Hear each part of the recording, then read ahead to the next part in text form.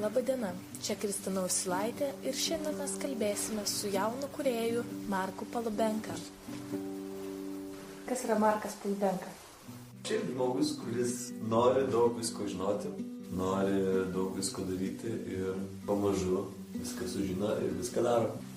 Ar Markas Polubenka save apibūdintų kaip menininką? Ne, labai nepernešu šitą žodžią. Tai yra toks labiau būdo kažkoks tai ir charakterio apibrėžimas, o ne veiklos kažkokios. Aš muzikantas, aš gal apsibrėžinėti man labai išmėgstu. Kaip tau geriau kurti, ar kai esi vienas, ar kai tave supaminėjai? Jo, būnu vienas. Toks sunkiai apibrėžiamas dalykas, sunkiai išmatuojamas dalykas kaip kūryba pas mane vyksta irgi sunkiai apibrėžimai ir sunkiai išmatuojamai. Aš neslėpsiu, aš daug laiko praleidžiu prie kompiuterio ir daug laiko praleidžiu prie gitaros. Arba šiaip kažkas kitur ir ta gitara tiesiog savame atsiranda rankose. Tarkim, užuomazga yra dainos. Kuomet atsiranda poreikis parodyti ją kitiem? Kai jau būna jinai sukurta, kai jinai tik tai dar motyvas kažkoks. Man tai visų pirma atsiranda poreikis ją parodyti savo. Ir parodyti ją būtent gyvo atlikimo kontekste. Tas pateikimas man pačiam yra įdomus, nes balsas, kompiuteris ir gitara yra tokie neišsemiami ir visą gali, kad sakau, kad tai tampa kažkiek tai amžinau atsieja. Tai va, tai sakau, visų pirma, man pačiam yra tasai įdomus pateikimas, o po to, žinoma, jisai, kai aš jau pats jį įsisavinu ir priprantu prie jo, labai noriu parodyti tai kitiems. Aš galvoju, kad aš visą laiką esu kažkokiam tai sukūry, jeigu ne tiesiogiai, jeigu ne tiesiogiai su žmonėm, tai bent jau pas save kažkur tenais, tai viskas sukasi. O mąstei apie savo įvaizdį? Jaunas vaikinas, vienas, su gitara. Pamąstei, kaip tu atrodysi scenoje? Ne, tikrai ne. Aš norėjau tiesiog viską daryti labai intensyviai, nes mes su grupe nedarėm taip intensyviai, kaip aš norėjau. Ir aš tiesiog norėjau daryti. Pratau, kad vienas tu gali labai daug padaryti.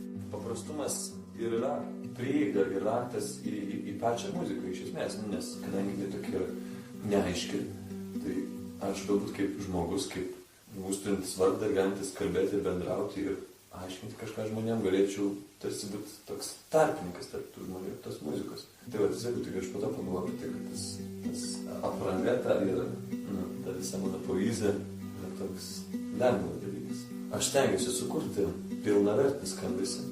Ir tikrai noriu padaryti taip, kad žmonės negalvotų, kad tai yra vienas ir kad ten maždaug jis nori būti vienas, ten jis nenori neaplintis. Tiesiog, man tai yra paprasčiau, man tai yra artima ir lengva tai daryti. Sakei, pradėjai vienas. Nebuvo nei stilistės, nei prodiuserė. Ar buvo sunku? Dabar atrodo, kad tai buvo labai sunku. Jo, buvo labai daug visokių tai dalykų, kur sakau, aš dabar apie juos negalvoju. Pats skambindavau, pats organizuodavau transportą, pats susidėdavau. Jau galvojant apie techninį visą aprūpinimą ir būseną ir emocijas ir nuotaiką prieš ir po pasirodymą. Ar galima vienam būnant be komandos, be užnugario, Lietuvoje? Ar įmanoma išgyventi iš muzikos? Aš galvoju, kad taip. Aišku, aš įsivaizduoju, kad nėra lengva galvoti ir kurti ir pateikti kažkam tai žmogui, kažkam tai finansuotojui super turbo idėjas ir būti užtikrintam, kad tu gausi iš tai gyvenimą, gausi iš tai pinigų, blogas finansinės nuotaikas vystosi. Ir kai menas ten kažkur dugne, ta visa kultūra. Manai, kad kultūra dugne? Kažkaip jo, daug visai geros kultūros yra dugne. Arba užuomazgų gerų, tas geras užuomazgos būna numalinamas dėl pinigų nepritekliaus. Nebaisu, kad tave pamirš. Ilgainiui produktas suvartos rinką ir nebereikalingas būsi. Atsiras kitų nuoširdumas turi visuose, taip sakant, to verslo sferose turi jaustis. Kaip tu bendrauji ir tose dainose, tai yra toks išlikimo variklis. Bet iš esmės visą tai, ką aš darau, tai yra matyti 3 pagrindinės kryptys. Tai yra dainos, kurios po to išvysto į mini albumus arba albumus, klipai ir koncertai. Čia žmonės turėtų ieškoti to dinamiškumo, nuoširdumo ir patrauklumo rinkai. Markas Polubenka po 10 metų. Aš galvoju, tik į 27 padaręs gyvenimą. Kitais metais po albumo pilna. Viskas, kas dabar vyksta, kad vyktų 100 kartų intensyviau kasmet, visą laiką bus kažkoks ieškojimas. dalykas yra tas, kad tai bus laimė neieškojimas savęs, o ieškojimas skambesio.